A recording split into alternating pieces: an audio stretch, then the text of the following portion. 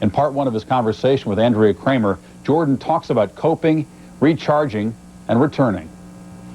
You had a lot of downtime during baseball, a lot of time to think and reflect. What sorts of things did you think and reflect about? I was really caught up into that whole thing of baseball and learning about it and dealing with it, what I had to deal with. The new players who were 10 years younger than I am, maybe some 11, but yet they had an attitude towards the game that they truly loved, because it was just a game. It was a dream that they were fulfilling. I kind of lost that in the realm of what was happening to me 2 years ago with basketball. I mean, I was on a pedestal for so long that I forgot about the steps to get to that. And I think that's what minor league baseball did to me. Why are there rumors, unsubstantiated, quite unsubstantiated, that still exist out there that relate your departure to gambling? Oh, it was a secret suspension. Why is that out there? Does it bother you? And is it true? Anything true about it? No, it doesn't bother me, and no, it's not true. Reason being is what we spoke about early, is I have a freedom to make a choice. And no one seems to understand that. That I can walk away from the game and not worry about, a lot of things that happen, the traveling, the stardom, the respects, the money, those are all monetary things that doesn't mean much to me anyway. I play the game because I love the game. If I don't have a purpose, I walk away from the game. Now, if that doesn't apply to what people have in their minds and their thinkings and maybe some of their thoughts about certain things, I can't change that. At the time there was no penalties. I didn't do anything wrong in terms of the gambling situation. I wasn't being penalized.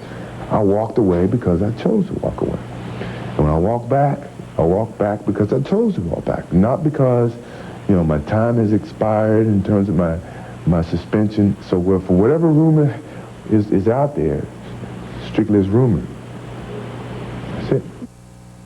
When you retired and said you wanted to spend more time with your family, what happened to that notion? I still do. I miscalculated. I thought baseball would give me an opportunity to go to cities 3 and 4 times to take my family. Well, I was in smaller cities.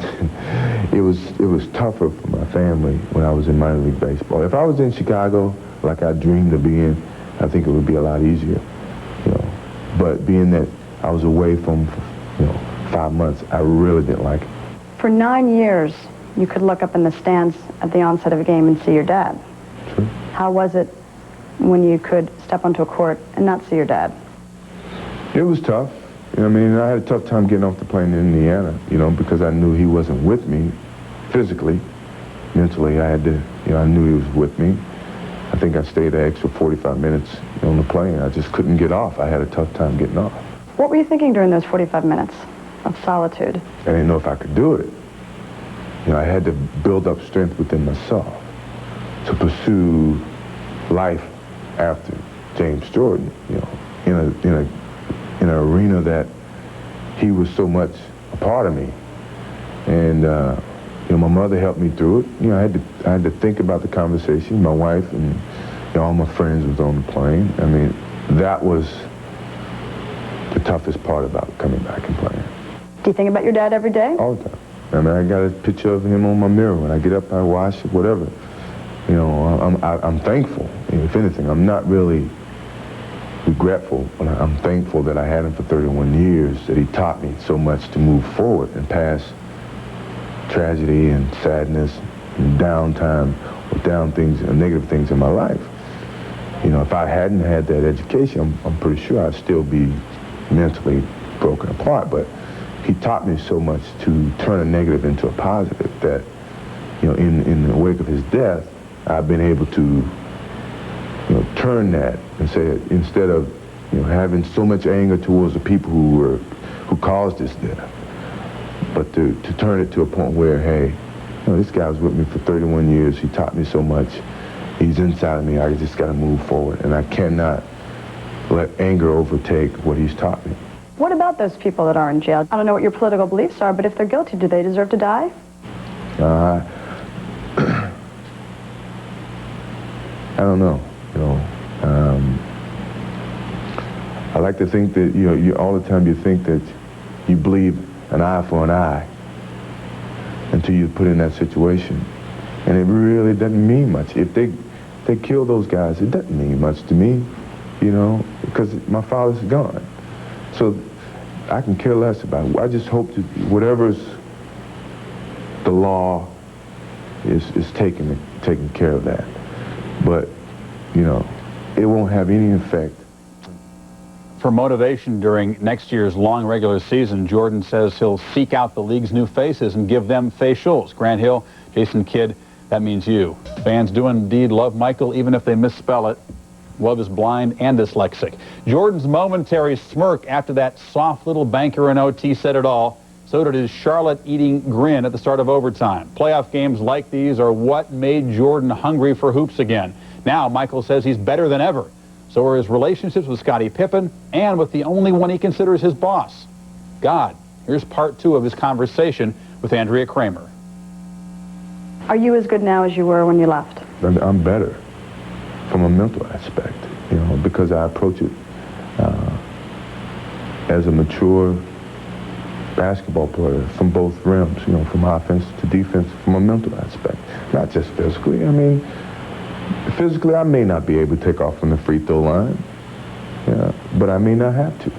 I think to be consistent to what my stats have always been is important to me, because I think it's a standard that people are going to judge me on no matter what. If I can do it, then I haven't lost a step. If I don't do it, but even though I may have done other things to make this team better, I'm going to be judged on 32 points a game, 51%, 6 or 5 rebounds, or whatever. What need did you have that only basketball could satisfy? Love of competition. The competition of proving something on the basketball court. At the time that I retired, I didn't have anything to prove. Now I got something to prove, maybe to myself, to the young guys who come into the game, that I can still play the way I can play against them. Back when you were discussing with Jerry Reinsdorf, did you make any requests or voice any opinions about the futures of, say, Scottie Pippen? I asked. You did? What'd you ask for? What is Scottie's chances of being traded or remaining here in Chicago? And he told me. He didn't think he was going anywhere. I said, good. If you were the general manager of this team... Would I trade him? No. Is your relationship with Scottie different now? And if so, why? I think it's changed for the good. I think we have a better understanding of each other. I think from his aspect, he never understood what my role and my responsibilities were on this team 2 years ago, until I was gone, and he was propelled into that situation, and he had to experience it. I think he's mature to where he can handle a lot of different things that he couldn't handle 2 years ago. What would have happened against the Knicks if Scottie sat for 1.8 seconds and you were on the team? He wouldn't have sat. I think that was a part of Scottie and his maturity, in a sense, or where he thought he was. He wanted that last second shot. He thought he earned that respect because at the time that I was here, he was throwing the ball in. So when I left, it's like he should switch places. He should take that shot. Only thing that you can fault Scottie Pippen is for not going through and letting the fans or let the media or whoever do all the talking for him. If Tony Kukoc missed that shot, you can believe everybody's going to jump on Scottie Pippen's side and say, why didn't he get the shot? See, he didn't have to sit out. Everyone would have spoke for him. That's a lesson that I think he's learned. And I think now he wouldn't sit out. Now, as you know all too well, Phil Jackson is a very philosophical coach, but being that both of his parents are ministers, how does religion sometimes creep into his coaching? He connects God with a lot of his actions and his thought patterns, and he tries to get you to understand it from that realm. Some of those things we used to do is we used to sit in a room, and it was the art of thinking or whatever we were doing. And you turn out the lights, and everyone is supposed to think about what your thoughts are for that day and what you're going to do and how it's going to help the team or whatever. And when he first got here, I felt like, here we are, 12 guys in a room of darkness, sitting up straight, and we're supposed to have our eyes closed, and everybody's like this, looking around like, is everybody doing this? I mean, but after a while, you saw that it was a part of him, and it's his belief, and you try to exercise it and see if it works. I mean, he doesn't force it on people. I mean, but if you believe in it, you believe in it. Who do you consider your boss? Who's your boss in life? Everybody's got a boss. God. Other than that, nobody. Your boss is God. That's it. Why? Only he can tell me what to do. Are you that religious? No, I believe in that. I believe in that he's the father of us all, basically. And everyone's looking at Jerry Reinsdorf as the boss. I mean, yeah, he pays me for the opportunity or the job that I do, but, you know, I have a choice. I can stop playing. I can stop and do whatever I want. And that's not a knock against him, you know, but that's the choice that I have, you know, which is freedom. Do you almost look at yourself as an independent businessman? Your boss isn't Jerry Reinsdorf or Nike or McDonald's. Your boss is Michael Jordan? We're all partners. You know, they get something, I get something.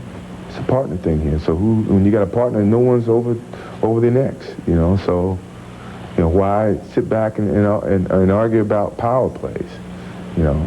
If you can do something good for me, you know, hopefully in turns I can do something good for you. But, you know, don't tell me I got to do something, I got to do this, then I don't consider that a partnership. What's the psychological impact that you have on opponents, especially in the playoffs? The fact that no one wants to play in Michael Jordan. No one knows what to expect. You know, I like that. I like when they can't expect something. They're basically going to guess. You never know. You may guess wrong. That's the advantage I always feel I've always had over my opponent, is that they don't know what to expect on a certain day.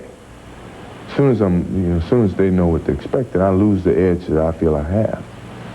But being that they don't know, that's the edge that I like to have.